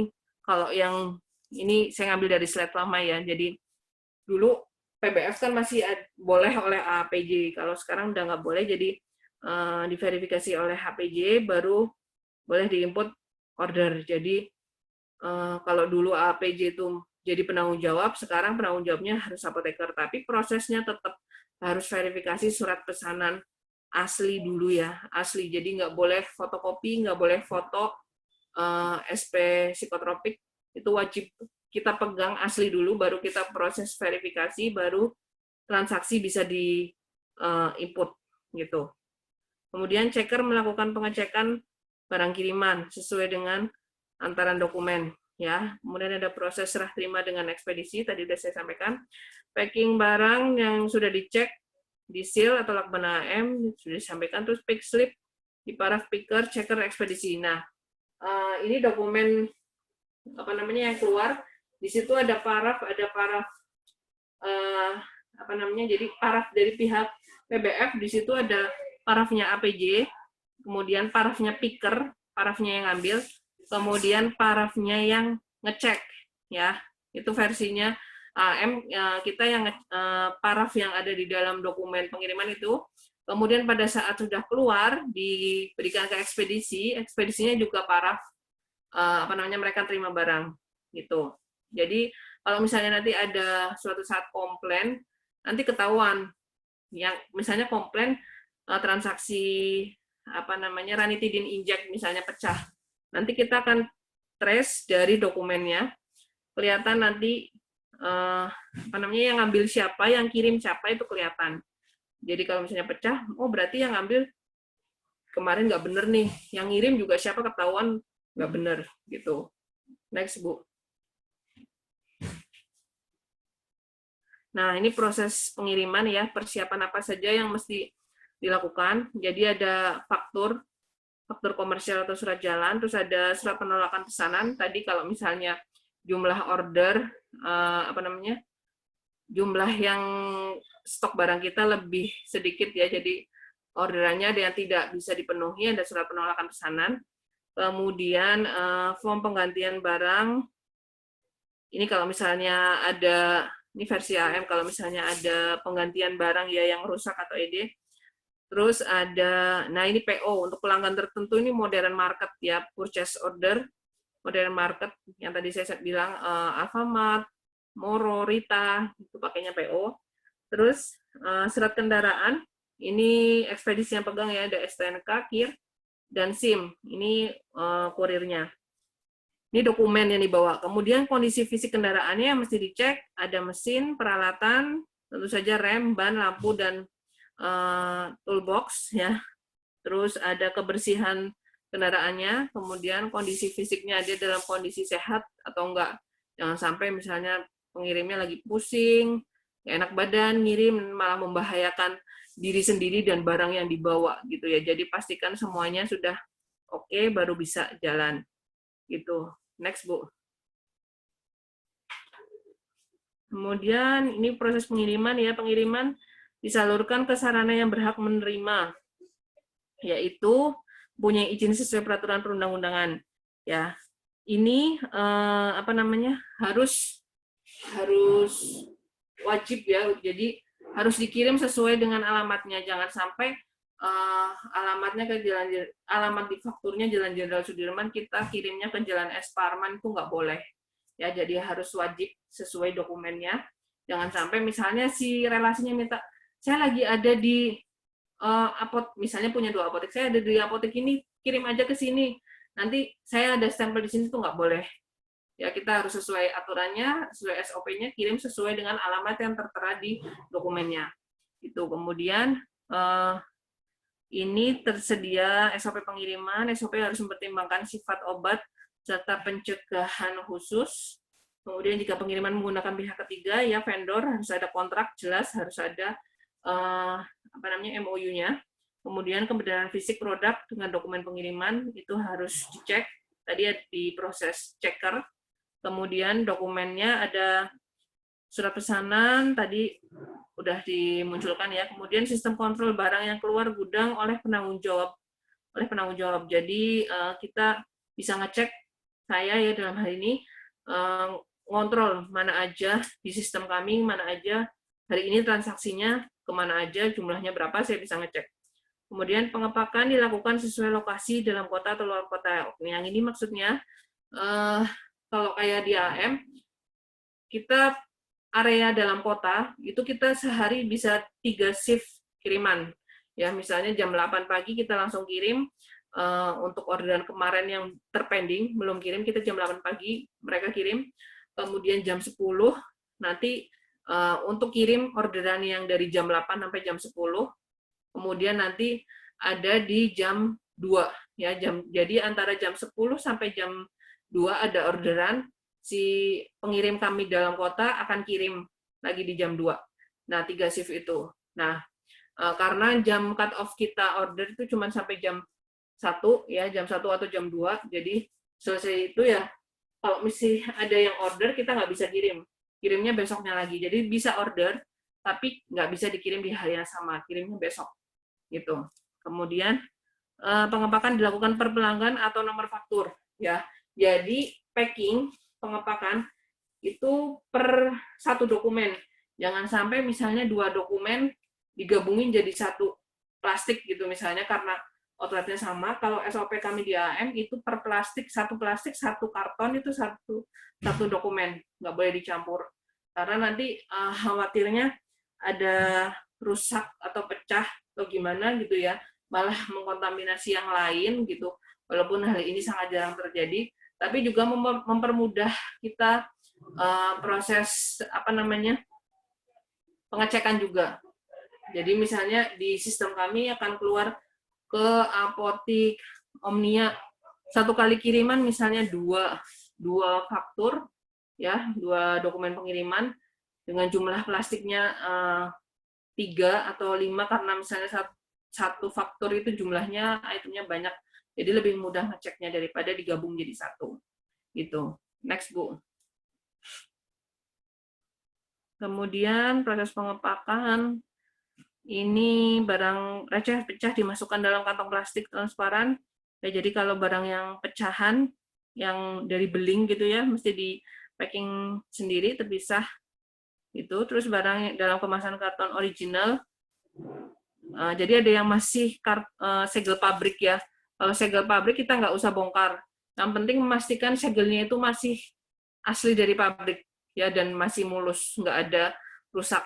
Kita nggak usah bongkar, tinggal cek aja jumlah satu kartonnya misalnya berapa, dia ordernya misalnya 3 karton amlodipin gitu ya misalnya, itu tinggal dicek aja misalnya satu kartonnya berapa, dikalikan, terus pastikan bahwa lakbannya masih segel pabrik asli ya itu. Terus kalau segel karton rusak atau kelihatan didobel, dibongkar ya, bongkar, dihitung ulang untuk memastikan bahwa jumlahnya memang betul dan di dalam kondisinya masih baik ya obatnya. Kemudian pengepakan untuk barang suhu dingin sesuai dengan instruksi kerja IKA atau work instruction, jadi sesuai dengan aturan SOP-nya untuk packing suhu dingin. Next, Bu. Oke, ini contoh pengemasan CCP, bisa dilihat di sini ya. Ada, jadi kita nggak cuma ngemas dengan jumlah es, tapi juga ada semacam konfigurasi ngatur esnya dari kanan, kiri, atas, bawah gitu, dan juga ada sekat atau divider ya. Jadi supaya si produk itu nggak langsung nempel sama es gitu, jadi ada pembatasnya gitu. Bisa dilihat sama teman-teman di sini. Next aja, Bu. Oke, ini pengemasan barang suhu dingin, ya. Bisa dilihat juga. Di sini ada garis. Ini kalau plastik AM ada garis merah, ya. Garis merah ini tempat ngesilnya di garis itu, garis merah. Nah, ini yang bawah skema pengemasan produk suhu dingin 2-8 dengan cool box. Jadi produknya itu ditata di bawah, ya produknya di bawah. Kemudian ada shredded paper. Shredded paper tuh kertas yang sobek-sobek yang panjang-panjang tuh. Terus ada lembar, kalau nggak pakai shredded paper, pakai lembaran styrofoam. Kemudian di atasnya dikasih thermafresh. Ini kalau pakai cool box. Kalau cool box kita susah ngaturnya ya. Kalau cool box kan kita akan maksimalkan banget. Jadi esnya cuma di atas kalau cool box gitu. Next, Bu. Kalau yang styrofoam tadi ada konfigurasi atas bawah samping kanan kiri. Next, Bu. Nah, ini misalnya contohnya yang ada di kita AM ya. Ada, jadi di SOP kami tuh ngatur kalau pakai cool box yang berapa liter, jumlahnya berapa gitu, sama pengirimannya berapa. Terus ada pakai styrofoam berapa. Jadi apa namanya, misalnya si styrofoam 15 liter sama cool box 15 liter, jumlah esnya kan nggak sama tuh. Walaupun sama-sama suhu 2-8 seperti itu. Ya. Jadi kalau nanti teman-teman di misalnya di PBF ya sudah ada panduan seperti ini baiknya dicetak ya, terus dicetak misalnya berapa, kalau misalnya PBF-nya gudangnya cukup besar ya tempat nyimpannya. Kalau buat packing suhu dingin gitu, cetak beberapa gitu di tiap sudut-sudut atau tiap tembok tuh dicetak yang kira-kira tempat packingan suhu dingin. Jadi nanti jangan sampai petugas gudang kita itu salah, jumlahnya kurang gitu misalnya apa namanya esnya, jadinya suhunya nggak masuk. Nah kalau saya tips and triknya ini dicetak, misalnya saya cetak 3 atau 4 di dalam gudang, saya pasang, saya tempel, kemudian di luar gudang supaya ekspedisi tahu. Ekspedisi kan cuma tinggal terima aja dari dalam, mereka ngecek jumlahnya pas atau enggak dari apa namanya yang mereka terima dari dalam gudang gitu. Ini yang bawah yang suhu sejuk ya, 15-25, ada dibedakan juga cool box-nya sama styrofoam, jumlah esnya beda. Next, Bu. Oke, ini kalau suhu kamar, cara packing-nya, ya produknya diletakkan menghadap ke muka plastik ke depan ya. Terus posisi produknya jangan sampai ada yang tidur, jadi posisinya berdiri semua ya. Gitu, terus seal juga di garis merah. Next, Bu. Nah, ini yang karton juga modelnya begitu. Posisinya harus berdiri, jangan sampai ada yang miring. Saya share sedikit, kalau dulu beberapa waktu yang lalu ya, tahun kemarin kalau nggak salah, kita ada apa namanya komplain dari relasi ya. Kebetulan produknya Rhinos Neodrop. Jadi dia apa namanya di kardusnya itu rembes, ada noda. Ya, ada noda. Untuk Rhinos kan yang ngambil saya ya. Jadi saya bisa mastiin saya ngeluarin barang itu udah benar. Sudah benar ya. Ternyata miss-nya, salahnya itu pada proses kirim. Ya, jadi saya ngecek udah benar, saya ngambil udah benar, yang ngecek juga udah benar. Keluar dari kita kan kita serahkan ke ekspedisi. Ternyata pada saat kirim, ekspedisinya itu posisinya dia naruh di apa namanya motor box itu dia tiduran. Ya, walaupun dalam plastik kita udah berdiri, tapi ternyata dia di boxnya tuh apa botolnya kemasannya tidur gitu. Jadi ada yang merembes keluar dari botolnya dan jadi ninggalin noda di boxnya luar. Itu kelihatan sekali kalau nodanya masih baru karena masih basah. Jadi sudah pasti itu pada proses pengiriman apa namanya terjadi kesalahannya. Itu jadi ini memastikan lagi bahwa memang setiap proses tuh harus dipastikan kebenarannya. Pada saat kita ngambil sudah benar, barangnya oke, terus dicek, barangnya juga oke. Nah, pada saat kirim harus si entah itu driver, ekspedisi atau vendor kita juga kita mesti selalu ngingetin ya. hal-hal seperti ini supaya nggak merugikan juga di mereka ya, karena mereka nanti kerusakan ini harus dibebankan ke mereka seperti itu. Jadi kalau dibebankan ke mereka kan juga kerugian ke mereka, makanya mereka mesti ikut training-training yang untuk aware terhadap produknya ditingkatkan gitu. Next Bu, ini penggunaan termometer pengantaran ya. Kalau untuk produk yang suhu dingin tadi, jadi ngaturnya jadi si produknya itu di dalam, termometernya itu di luar. Jadi kita bisa mantau suhunya yang di dalam itu berapa.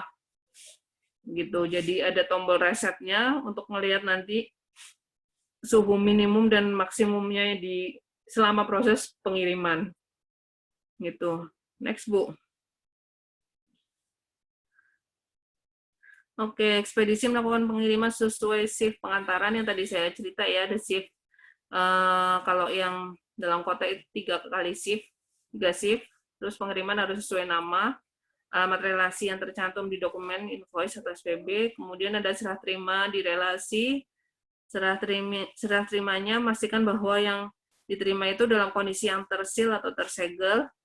Nah, terus nanti plastiknya dibuka ya sama si outlet atau relasi, dicocokkan antara fisik sama dokumen invoice-nya. Jadi face to face dipastikan dia nerima apa sesuai dengan dokumennya, sesuai apa enggak, cocok atau enggak.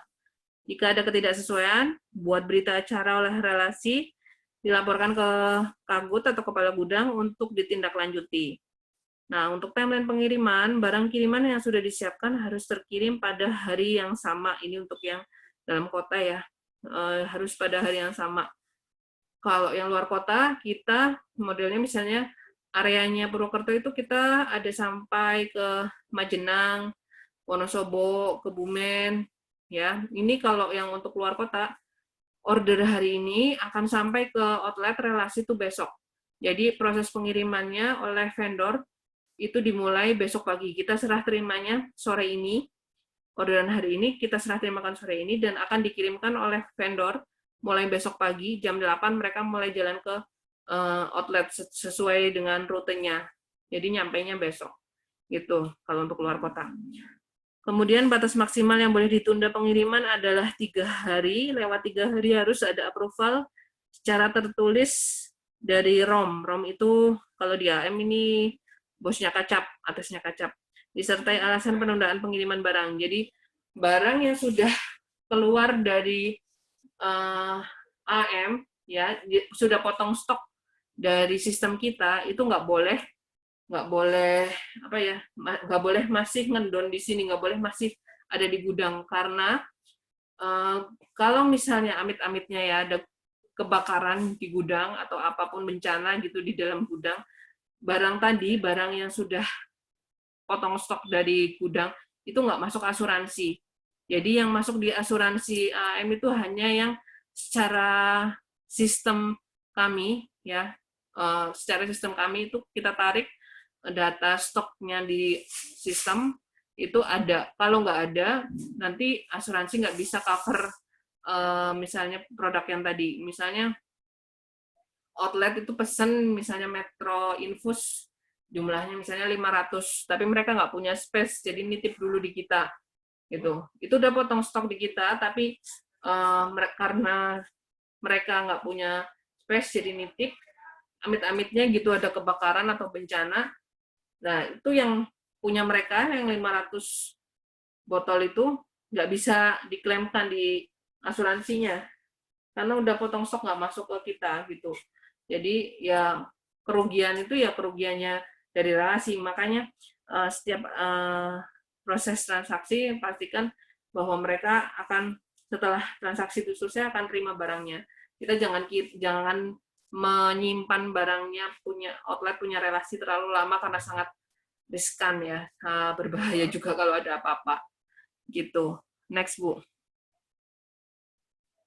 Oke, ini contoh secara lengkap ya. Jadi yang tadi itu cuma DOPOM. Ini secara lengkapnya. Jadi kalau ada transaksi itu keluar di kita itu keluar 3 lembar. Ada DOPOM, lampiran faktur, nanti bawahnya ada lagi delivery order. Ya, tinggal 3 lembar ini. Informasinya itu berbeda. Ke atas lagi, Bu. Informasinya berbeda. Kalau di OPOM, itu informasinya cuma sebatas sampai tempat penyimpanan barang, locator. Ya, kalau nanti di lampiran faktur, naik Bu, boleh. Ya, ini kalau di lampiran faktur udah ada value, ya.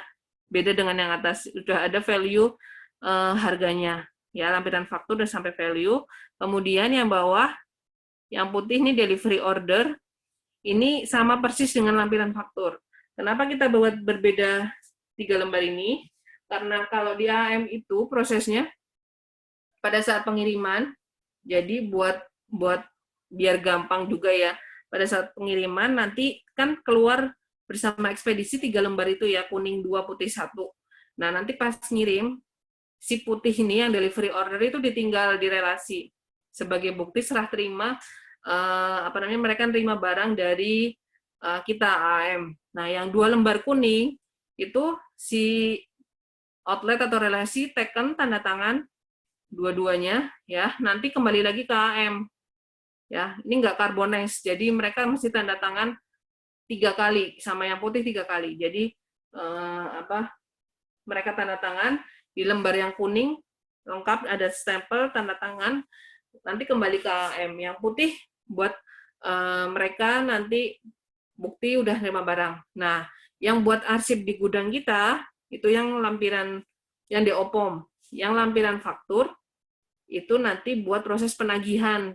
Ya, jadi buat nagih, buat buktinya bahwa outlet sudah terima barang, itu lampiran fakturnya yang ditunjukkan salesman. Jadi yang nagih nanti kan salesman. Salesman-nya bawa lampiran faktur ke outletnya, kalau sudah jatuh temponya, mereka nagih dengan bukti itu, bahwa akan nagih transaksi yang ini sudah diterima oleh mereka pada tanggal sekian-sekian pakai lampiran faktur. Gitu. Next, Bu. Selanjutnya, ini contoh SPP ya, surat penolakan pesanan. Ini untuk dokumen psikotropik. Ini contoh dokumen psikotropik punyanya RSU Bunda ya. Jadi boleh ke bawah dulu, Bu, di surat pesanannya. Lagi, Bu. Nah, surat pesanan psikotropiknya di sini ada 3 item ya. Ada stay solid 10 mili, 5 mili, dan sedakum. Sedakumnya 15 mili. Ternyata kita stoknya nggak semuanya ready. Ada yang kosong. Nah, itu surat pesanan psikotropiknya kita mesti buatkan surat penolakan pesanan. Surat penolakan pesanannya, tolong Bu ke atas. Ya, ini surat stop, Bu. Surat penolakan pesanannya bentuknya seperti ini. Ya, surat penolakan pesanan. Jadi kalau di AM surat penolakan pesanan untuk psikotropik itu wujudnya seperti ini, ya. Beda dengan tadi yang SKO surat konfirmasi order itu penolakan yang produk reguler. Nah, kalau yang produk psikotropik, prekursor, OOT, bentuknya seperti ini. Ini sudah by system juga, jadi kita nggak ngetik lagi, nggak nulis manual satu-satu. Ini udah otomatis akan keluar kecetak gini, jadi penolakan terhadap item sedakum karena kita nggak ready stoknya. Itu jadi ini kecetak 2 lembar ya, jadi nanti pas kirim ke relasi ke outlet itu dari yang tadi kuning 2 putih 1 ditambah ini karena stoknya ada yang kosong, ditambah surat penolakan pesanan 2 lembar. Nanti 1 lembar dikasihkan ke outlet, 1 lembar lagi balik lagi ke AM buat saya ngarsip bareng sama ini, bareng sama DO-POM sama surat pesanannya. Jadi nanti pas pemeriksaan sama orang POM, ya Lokapom atau Badan POM, nggak masalah karena yang di surat pesanannya 3 item, ternyata cuma bisa diinput 2 item, 1 itemnya itu terjelaskannya ini di surat penolakan karena stoknya di AM kosong. Gitu. Jadi dibuatkan penolakan dan si outlet sudah mengetahui dengan buktinya bahwa mereka tanda tangan di surat penolakan pesanannya tersebut. Begitu. Begitu, Bu. Ini saya rasa slide terakhir ya. Ya, 2020. Terakhir apa namanya, kita lanjut ke diskusi. Baik, terima kasih Bu Noni atas penyampaiannya. Ini tadi banyak info yang baru ya Bu, terutama terkait dengan aspek CDOB yang baru nih. Saya juga baru tahu ya ini jadi Iya. belajar bareng ya. Nih, baik, untuk tadi sudah disampaikan terkait dengan operasional 2 ya untuk materi hari ini. Silahkan bagi teman-teman yang ingin bertanya terkait materi yang sudah disampaikan Bu Noni, saya persilahkan. Jangan lupa sebutkan nama dan NIM-nya terlebih dahulu. Monggo silahkan siapa yang mau bertanya duluan.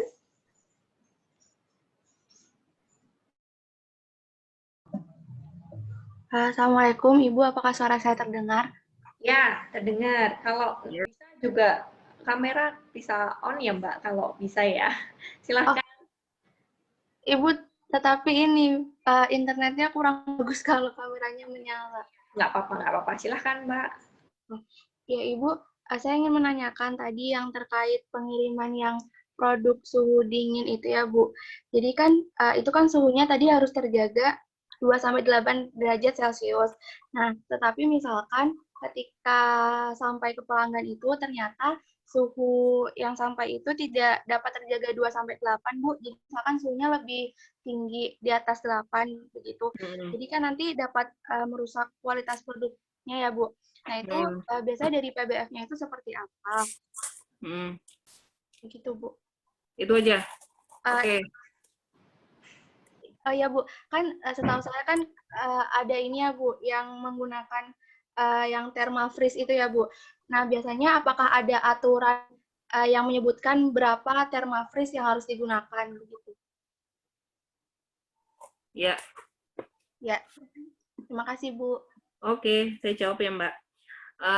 Kalau misalnya kejadian suhunya itu di atas ya tadi ya, di atas 8, itu kan tadi kayaknya saya ada jelaskan, ada bikin berita acara ya. Jadi apapun kondisi yang tidak sesuai dengan semestinya dibuat berita acara. Jadi kita buat berita di relasi buat berita acara di hadapan oleh ekspedisi pengirim barang. Ya, mereka bikin berita acara, terus nanti masuk ke kita. Nanti kita akan proses retur, ya, pengembalian barang retur dengan kondisi rusak, ya. Jadi si outlet juga tidak merasa dirugikan ya, karena walaupun saya nggak terima barangnya kok bayar gitu ya. Jadi kita akan proses retur dengan tipe rusak, ya. Jadi tipe rusak, terus nanti ada pembebanan ya dari by system kita, ada pembebanan ke yang ngirim, ke driver, ekspedisi atau vendornya gitu. Jadi kalau misalnya dia luar kota, jadi by system kita otomatis ngelihat proses returnya itu ada rusak yang dikirim oleh siapa itu kelihatan di situ nanti. Jadi kalau misalnya luar kotanya kan berarti kita pakai vendor. Jadi nanti pembebanannya sama vendor luar kotanya yang dibebankan secara value-nya gitu, in value yang di retur. Nah, kemudian tadi thermafreeze ya. Thermafreeze yang digunakan tadi ada ininya ya, saya ada filenya tadi ya, yang misalnya jumlahnya dipakai berapa yang tadi saya cerita, itu kita pakai itu Mbak. Jadi jumlah yang dipakai itu harus disesuaikan dengan yang SOP-nya. Nah, SOP itu dibuat, sudah di trial ya, jadi sudah divalidasi, sudah di trial, bisa menjaga suhu 2-8 dengan jangka waktu yang sudah tertera tadi di slide saya tuh ada berapa jam dengan jumlah S-nya berapa itu ada. Jadi patokannya itu. Tapi itu tiap PBF mungkin nggak sama ya, nggak sama. Kita sudah, kalau versi kami AAM, trial dan validasinya jumlahnya segitu. Mungkin bisa jadi nanti NSEVAL atau IGM jumlah S-nya berapa gitu, karena pasti trialnya dengan metode kemas atau esnya berbeda-beda. Misalnya AM pakai thermafreeze, nanti di IGM mungkin pakai espek beda-beda, dan itu bisa menjaga suhunya tentu saja beda. Gitu, Mbak. Menjawab pertanyaannya nggak, Mbak? Itu jawaban saya. Iya, Ibu. Ibu, saya ingin menanyakan lagi, untuk yang pembebanan kepada tadi misalkan pengirimnya itu kan biasanya dalam bentuk seperti apa ya, Bu?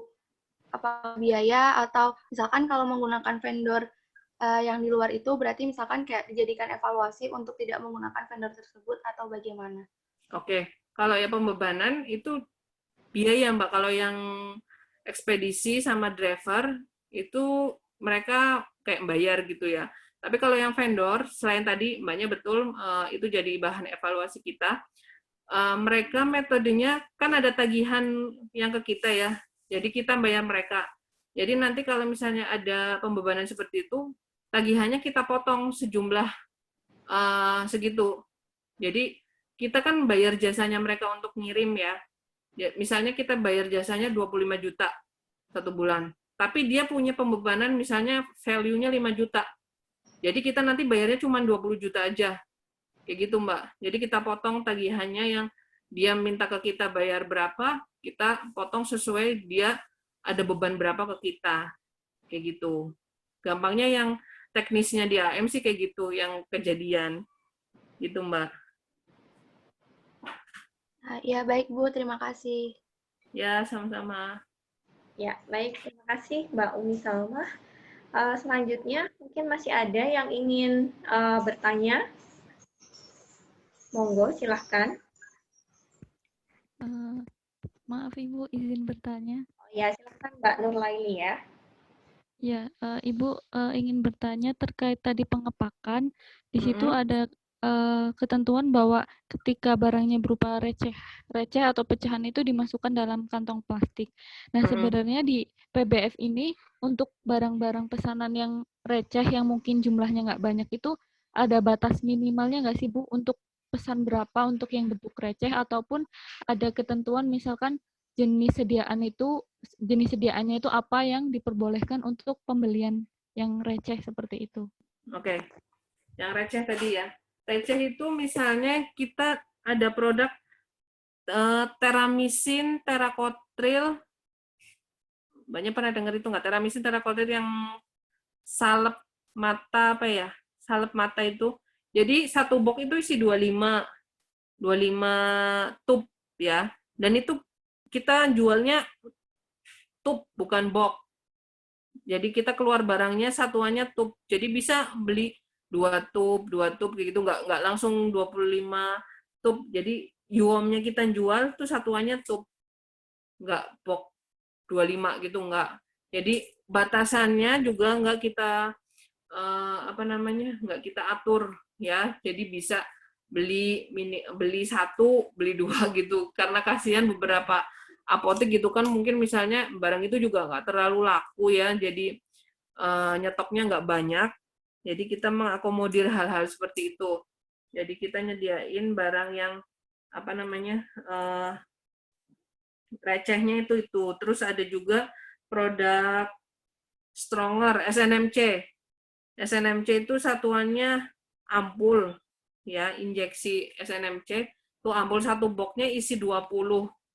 Tapi rata-rata nggak ada, jarang banget yang beli 20 ampul satu box besar gitu. Jadi rata-rata belinya 2, 3 gitu. Rumah sakit pun belinya satuannya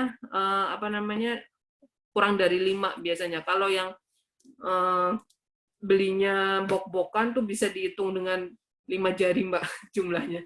Jadi kita mengakomodir outlet yang memang nggak mau nyetok banyak gitu ya, takutnya barangnya juga ede di mereka, nggak kelamaan nggak dipakai, jadi kita perbolehkan gitu. Jadi ini juga requestan dari prinsipal ya, dari marketing, bahwa mereka jualnya satuannya recehannya seperti itu, tub sama yang tadi salep sama yang ampul, yang SNMC itu contoh-contohnya gitu. Jadi keluarnya bisa satu ampul, satu tub kayak gitu-gitu. Tapi nggak semua produk ya, nggak semua produk bisa direceh gitu. Misalnya kalau kayak Stay Solid psikotropik juga itu satuannya box kita keluarnya. Satu box isi 5 tube. Kayak gitu itu satuannya box keluarnya, nggak bisa receh. Kayak gitu. Itu Mbak. Jawab pertanyaan ya. Ya, Ibu, sudah paham. Terima kasih, Bu. Ya. Ya, baik. Terima kasih Mbak Nuraini. Terima kasih Bu Noni. Mungkin Ya. teman-teman ada yang masih ingin ditanyakan kepada Bu Noni. Silahkan. Ibu izin bertanya. Ya, baik. Silahkan Mbak Anissa. Ya. Gini Bu, tadi kan Ibu sempat bilang kalau untuk pengiriman barangnya itu harus sesuai dengan alamat yang akan dikirimkan. Contohnya alamat apoteknya itu harus sesuai pada apotek itu. Nah, yang saya ingin tanyakan Ibu, gimana kalau PSA-nya itu dia memiliki 3 apotek. Jadi kalau barangnya itu datang, barangnya itu langsung cuman dikirim ke rumah PSA-nya, Bu. Jadi nanti kayak PSA-nya yang membagi barangnya itu untuk per apoteknya. Kebetulan itu barangnya dari PBF tuh via laut, Bu. Jadi kalau barangnya datang, langsung dijemput sama si PSA, terus dibawa ke gudang di rumah, terus nanti PSA-nya yang membagi stok barang setiap apoteknya, Bu. Terima kasih, Bu. Oke. Ini udah teknis banget ya pertanyaannya, langsung ke ininya. Jadi di aturannya kita, bukan cuma aturannya saya ya, kalau aturannya di POM itu tertulisnya mengirimkan produknya sesuai dengan alamat ya. Jadi secara aturan, bukan cuma aturannya SOP AM, tapi aturan CDOB ngirimnya sesuai alamat ya. Jadi tidak boleh dikirimkan di luar itu gitu, karena kalau misalnya ngirimnya ke rumahnya, kita nggak bisa jamin rumahnya apakah bisa mampu menyimpan produk ya. Kalau mungkin asumsinya kita cuma naruh aja gitu ya, tapi ini yang kita kirim itu bukan cuma barang biasa tapi obat ya. AM atau PBF lain yang selain AM bisa punya gudang, itu kita punya sertifikat CDOB. Jadi orang POM, orang Badan POM itu ngecek, memastikan apakah gudang yang dipakai itu layak untuk nyimpan obat atau enggak. Ya, kalau secara aturan ya seperti itu. Aturannya memang tempat yang buat nyimpan ya memang sudah dipastikan memang layak untuk nyimpan. Nah, kalau di apotek kan dia ruang lingkupnya berarti memang sudah dicek, divisitasi oleh dinas bahwa memang untuk menyimpan obat. Kalau untuk di rumah kita nggak bisa jamin, ya nggak bisa jamin dan pertama nggak bisa jamin ya. Yang kedua udah nyalain aturan. Kalau yang namanya aturan udah bunyi kayak gitu kita nggak bisa melenceng, Mbak. Yang namanya aturan ya aturan, kita mesti ngikutin ya. Jadi bukan masalah teknisnya yang penting begini, hasil akhirnya begini, ini enggak, tapi kita ngikut aturan. Aturannya menyatakan kita ngirim sesuai alamat, ya harus kita kirim sesuai alamat ya. Jadi sebisa mungkin sampaikan, harus pintar komunikasi, edukasi ke outlet ya. Kita ngirim sesuai aturan CDOB. Jadi kirim ya sesuai dengan alamat yang tertera. Alamat yang tertera pasti itu alamat yang sesuai dengan SIA atau izin rumah sakit. Pasti itu semua PBF itu pasti akan menuliskan alamat yang difaktur itu sesuai dengan alamat yang tercantum di SIA gitu. Jadi mau apapun alasannya tetap kita harus kirimnya sesuai alamat yang tertera di dokumennya gitu, Mbak. Nggak bisa kirim ke alamat lain, alamat palsu nanti dong, Mbak. Baik Ibu, terima kasih banyak Ibu. Oke. Terima kasih Mbak Anissa. Mungkin menyambung ya Bu dari pertanyaan Mbak Anissa ini terkait dengan lokasi nih ya Bu ya. Kalau misalkan ada apotek yang dia itu kan mengontrak Bu. Jadi kalau sudah ada habis masa kontraknya kan harus pindah ke lokasi yang lain nih ya Bu ya. Nah itu kira-kira bagaimana proses konfirmasi dari PBF terkait dengan kondisi yang seperti itu Bu? Karena kan sistem harus masukkan ke sistem juga ya untuk alamat yang baru ya Bu ya. Betul. Otomatis berarti harusnya dia punya SIA baru ya, karena Oh, perpindahan. berarti bisa langsung apa Bu, bisa langsung tercatat di sistem ya Bu, kalau SIA-nya baru dia bisa langsung muncul ya Bu kalau di sistem, atau bagaimana ini Bu? Kayak gini Bu, kalau misalnya ada perubahan, ini kondisinya berarti berubah alamat ya, kondisi berubah alamat, yang paling tahu itu biasanya yang pengirim, ekspedisi atau driver atau vendor, apa namanya, pengirim ya. Jadi mereka apa namanya, menginformasikan ke kita ya, ke kami AM misalnya ada perubahan. Tapi biasanya sebelum si ekspedisi tahu, si salesman kita udah tahu. Karena pada saat proses perpindahan lokasi pasti ada SIA baru yang sudah terbit ya. Jadi salesman kita pada saat terima orderannya pastinya sudah tahu, terima orderannya otomatis kan mereka berkunjung ke lokasinya ya. Ya, Oh ya. ini tempatnya pindah. Jadi kalau di kami sudah alurnya sudah saya tekankan ke salesman begitu tahu ada outlet yang pindah ya. Jadi kalau misalnya outlet pindah relasinya mau order, kita mintain SIA-nya dulu, SIA-nya yang baru. Jadi kita akan proses update di sistem sesuai SIA yang baru, alamat barunya.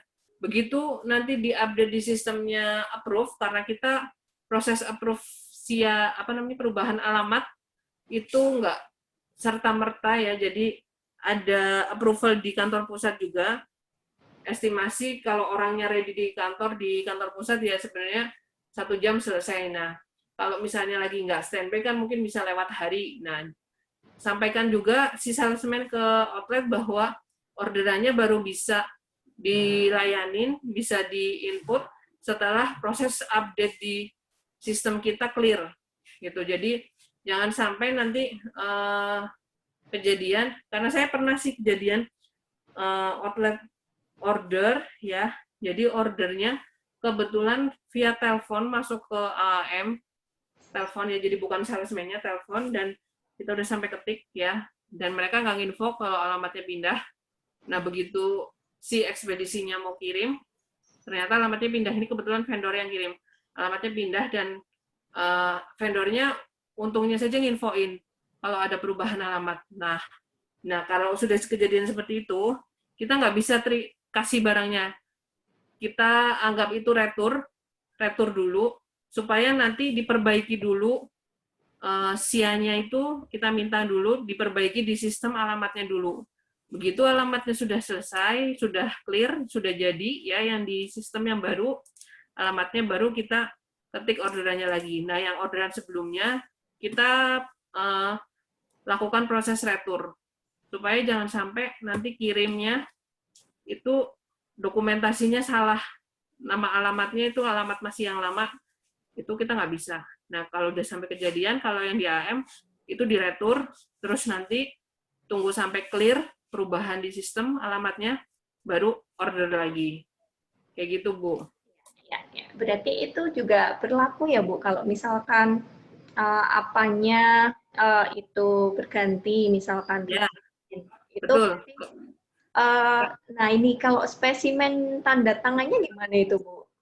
Nah, spesimennya itu nanti kan makanya sekalian ini Bu, sekalian kalau si salesman-nya berkunjung itu sekalian mereka sudah bawa amunisi spesimen, udah selalu ready di tas. Iya. Iya, jadi pada saat berkunjung tuh kalau update sekalian semua spesimennya dimintain. Nah, kalau misalnya apa namanya kondisinya dia belum balik ke kantor, nah terus ada surat pesanan, dia akan fotoin dulu ke saya. Nanti tiap minggu atau 3 hari sekali kan dia biasa balik kantor, nanti baru hard copy spesimennya dikasihkan ke saya, kayak gitu, Bu. Oh iya. Berarti berlaku yang baru ya Bu, setelah itu ya. Ya, baik. Terima kasih Bu Noni. Nah, ini masih ada waktu, teman-teman. Siapa yang ingin bertanya kembali? Monggo.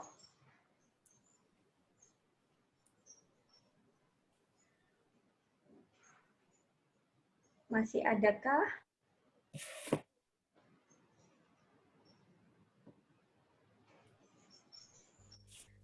Bu, izin bertanya.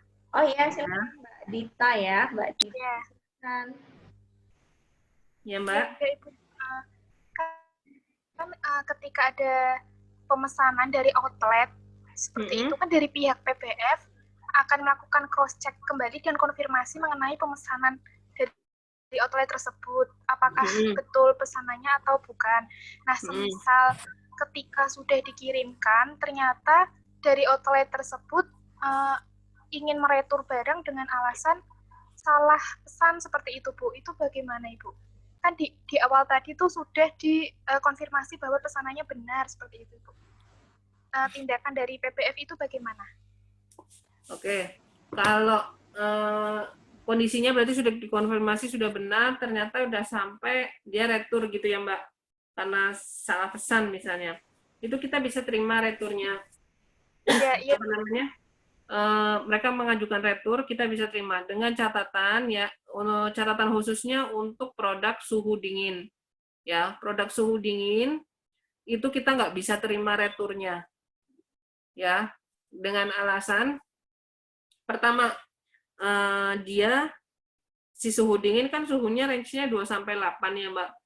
Nah, kita sudah kalau misalnya dalam kota, misalnya dalam kota sih kita oke ya, misalnya dalam kota retur apa namanya pada saat proses pengiriman face to face, terus dia menyatakan saya retur balik lagi. Tapi kalau yang kondisinya luar kota, pada saat retur untuk yang suhu dingin itu kita nggak bisa karena nanti dia mesti balik lagi ke kantor AM itu kita nggak bisa jamin dia udah muter-muter jangka waktunya apakah masuk range-nya jamnya, durasinya.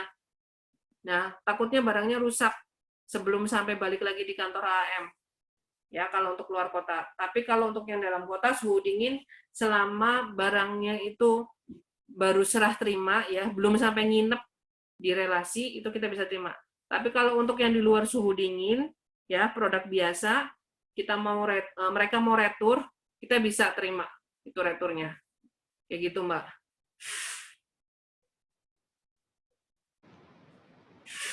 Mbak Dita.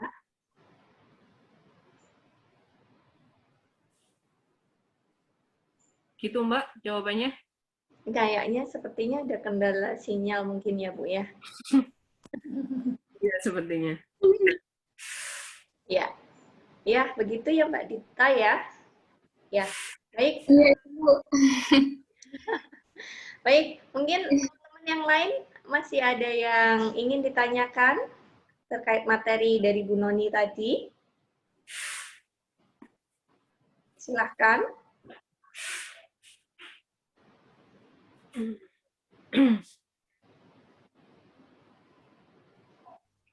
Iya Ibu, saya izin bertanya. Silahkan Mbak Nurul Anissa ya. Ya, ini Bu, tadi yang terkait dengan surat konfirmasi penolakan untuk obat reguler sama surat penolakan pesanan psikotropik, itu suratnya itu diberikan ke outlet atau hanya untuk arsip PBF? Lalu sama pertanyaan kedua, ini Bu, untuk barang retur itu sistemnya berbeda dengan sistem yang untuk pengiriman yang tadi proses alurnya kan itu ada satu sistem yang sudah bisa mencakup semuanya gitu ya Bu berturut-turut. Nah kalau ada barang retur itu beda sistemnya atau bagaimana ya Bu? Seperti itu. Terima kasih. Oke. Yang pertama tadi SKO sama ini ya penolakan reguler sama yang psikotropik itu kita cetak di PBF itu rangkap 2, Mbak. Jadi keluar kita rangkap 2, terus ikut proses kirim, alur kirim sana ya. Nanti 1 lembar dikasih ke outlet, 1 lembar balik ke AM, ke PBF. Jadi mau itu produk yang psikotropik atau yang reguler, tetap kecetaknya 2, 1 buat relasi, 1 buat arsip di PBF. Ya, jadi sama-sama sudah pegang satu-satu gitu. Jadi kalau ada pemeriksaan mau di outlet ataupun mau di AM, di PBF, itu kita bisa menunjukkan bahwa sudah ada penolakannya untuk yang tidak stoknya tidak ada, tidak ready. Terus yang kedua, kalau apa tadi ya Bu, aku lupa. Sorry sebentar. Sistem retur, Bu. Oh, retur. Ya. Iya. Kalau retur itu kan barangnya balik ya, return kembali ke PBF. Itu sistemnya kayak barang masuk, malah kayak kita terima barang baik itu dari AM pusat ya, dari gudang induk ataupun dari cabang lain. Jadi sistemnya memasukkan barang.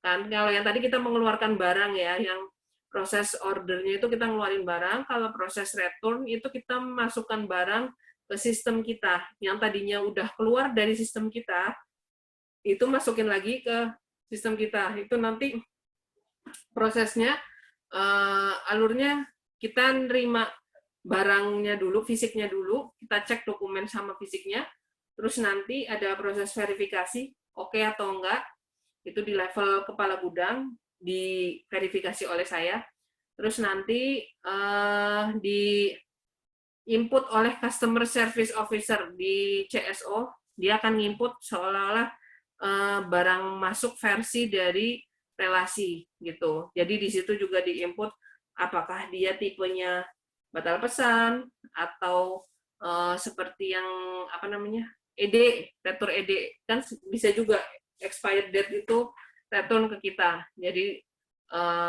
barang yang sudah expired dikembalikan ke kita dengan catatan kalau kita terima barang expired date kondisi masih box utuh ya. Jadi enggak misalnya satu box isi 5 cup cuman tinggal 3, itu diretur ke AM nggak bisa. Kita harus full masih utuh 5 cup gitu.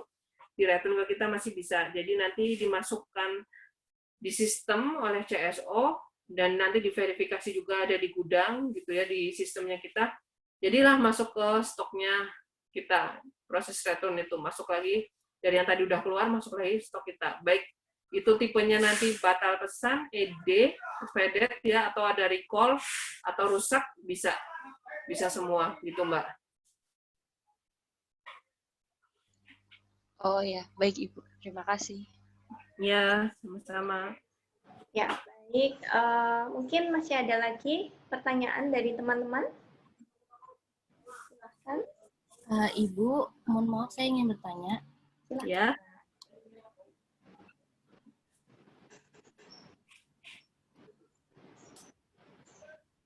Silakan Mbak Reni.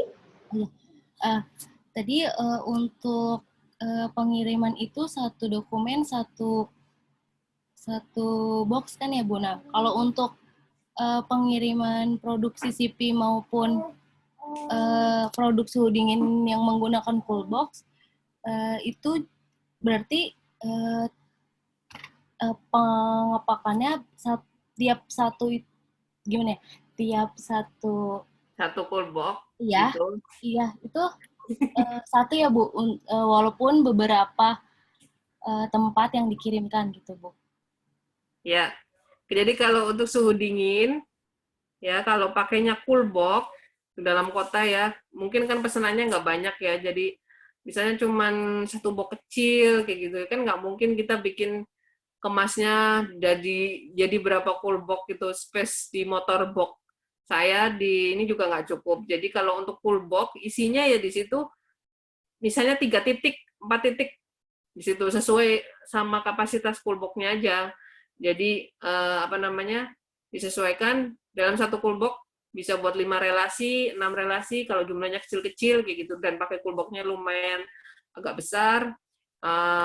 Isinya nggak cuman satu outlet. Kalau pas lagi shift pengantarannya isinya yang pesan suhu dingin cuma satu ya isinya satu aja, disesuaikan sama satu shift pengantaran itu ada berapa outlet yang pesan suhu dingin itu untuk yang dalam kota. Kalau yang untuk luar kota kita memaksimalkan ya, jadi memaksimalkan pengirimannya kita itu kalau bisa satu styrofoam. Kalau luar kota kita pakai styrofoam, nggak pakai cool box. Satu styrofoam itu satu relasi ya. Tapi kita sudah ingin seperti itu, tapi ternyata dari pihak vendor kita yang kesulitan karena ternyata mereka kan butuh space mobil box yang besar sekali untuk ngirim suhu dinginnya aja butuh besar sekali. Jadi kita ada konsultasi juga ke QA kita. Jadi pengirimannya untuk yang luar kota, styrofoamnya itu satu styrofoam isinya bisa beberapa relasi, ya, dengan catatan bongkarnya tetap di depan si outlet, si relasi, jadi face to face, ya. Jadi styrofoam dibawa ke si penerima, ya, jadi dilihat kondisinya. Jadi nggak misalnya berhenti di pinggir jalan, terus produknya dikeluarin dari styrofoam, ditenteng, dibawa ke apotik gitu. Itu nggak boleh gitu. Jadi si styrofoam mesti dibawa di hadapan apotiknya, terus diserahkan. Itu udah selesai, misalnya masih dalam styrofoam itu masih ada outlet yang lain, dibawa lagi styrofoamnya masuk ke mobil box. Gitu. Jadi kita sudah awal mulanya satu styrofoam itu satu outlet, tapi ternyata memang space-nya juga si vendor kesulitan gitu ya. Jadi titik tengahnya seperti itu. Kita bantu mereka juga dengan jumlah S-nya kita tambahin biar enggak, takutnya kan proses buka tutup selama proses kirim ke beberapa outlet gitu, nanti ada pengaruh suhunya jadi geser, jadi kita tambahin jumlah S-nya supaya jaga produknya. Gitu, Mbak. Oh iya, baik Bu. Mau nanya lagi, Ya. untuk tadi yang pengiriman itu jika menggunakan pihak ketiga harus ada kontrak yang jelas kan ya Bu. Nah, berarti harus ada persyaratan khusus gitu ya Bu untuk pihak ketiga atau bagaimana Bu? Persyaratan khusus gimana maksudnya, Mbak? Ya untuk untuk jadi vendor kita gitu. Iya seperti itu Bu. Ya. Jadi untuk jadi vendor kita rata-rata yang mengajukan, jadi ada beberapa vendor yang mengajukan pengen jadi vendornya kita untuk proses pengiriman gitu ya. Rata-rata mereka sudah tahu standarnya kita seperti apa. Gitu. Jadi mereka berusaha semaksimal mungkin ya supaya memilih mereka gitu. Tapi kembali lagi kita tetap memperhitungkan banyak hal. Ada perhitungan biaya juga, perhitungan kita lihat reputasinya si vendor itu. Jadi ya rata-rata harus sudah ngerti tentang CDOB, dan beberapa vendor yang mengajukan ke kita memang dia sudah jadi vendor di PBF lain gitu. Jadi bukan yang vendor baru misalnya kayak pakai GNE atau pakai Tiki gitu. Itu serta merta ngajuin gitu enggak, tapi yang memang sudah ngerti proses pengiriman produk farmasi gitu seperti apa. Itu mereka sih sudah paham, jadi harus ngerti CDOB, ngerti gimana cara menjaga kualitas produk. Seperti itu mereka rata-rata sudah paham. Tapi walaupun mereka sudah paham, dari sisi kita dari PBF ya juga kita tetap mengedukasi. Kita beberapa kali melakukan training, kita panggil mereka untuk kita training tentang CDOB. Apalagi ada yang update seperti ini, kita update ke mereka. Kurir-kurirnya dipanggil, kalau kurirnya kesulitan kita panggil koordinator, kita kasih sharing knowledge tentang CDOB yang baru supaya mereka update gitu dan tahu aturan yang sekarang sudah berjalan itu seperti apa. Seperti itu. Kalau kebanyakan sih sudah paham ya, mesti ngerti CDOB kayak gitu Mbak. Oh iya, baik Ibu, terima kasih. Ya. Baik, terima kasih. Ini masih ada waktu 10 menit lagi Bu. Ingin dibuka pertanyaan atau penjelasan terkait tugas ya Bu ya? Boleh. Kalau tugas saja. Oh ya, tugasnya share screen mungkin ya Bu ya. Yang ini ya Bu ya. Maaf. Ini ya Bu ya. Bentar Bu, saya ininya.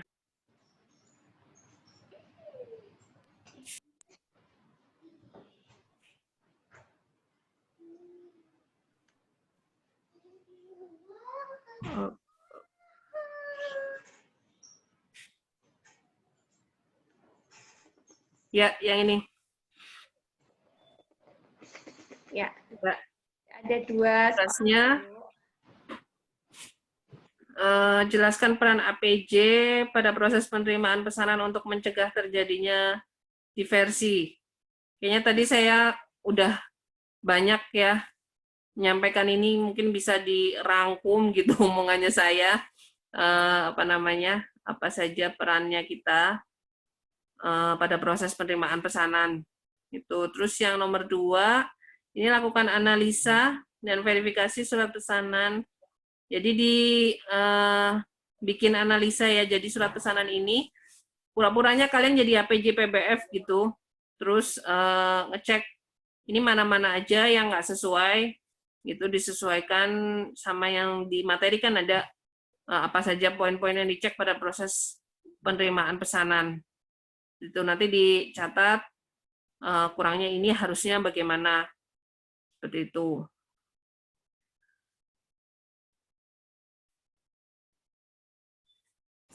Ada pertanyaan nggak yang belum jelas terkait tugasnya, teman-teman? Silahkan teman-teman kalau ada pertanyaan dari tugas yang telah disampaikan Bu Noni.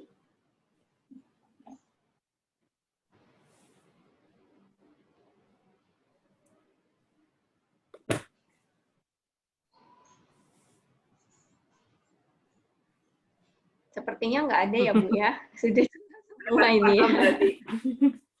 Oke, iya, iya. Baik, sepertinya karena sudah jelas, mungkin saya ingatkan ya, untuk tugas silahkan nanti bisa disubmit sesuai dengan jam yang sudah dijadikan batas maksimal ya untuk submit. Jangan lupa juga nanti dicek-cek lagi ya terkait dengan absensi pada hari ini, apakah sudah semua absen, terutama di Google Classroom.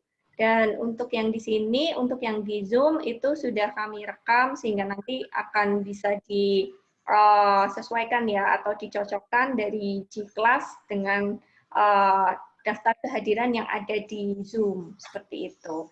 Baik, mungkin dari teman-teman masih ada yang mau ditanyakan atau ditambahkan? Silahkan.